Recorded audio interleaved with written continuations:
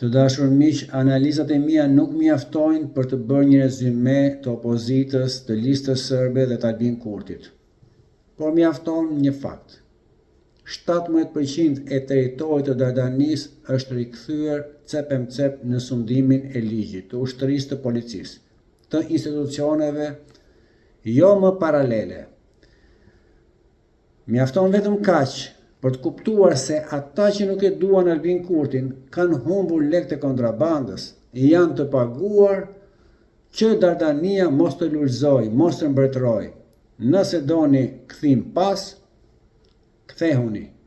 Po vitet më pas nuk kthehen kur. Dardania do të marshoj dhe me ritmin që ka edhe 4 vjet të tjera Albin Kurti do ta bëj Zvicrën e Ballkanit. Mbajini mend çfarë po ju them. Këtu do të jemi. Deri më tash fjalët e mia kanë dalë. Zvicrën e Ballkanit Albin Kurti do ta bëj. Do takojmë.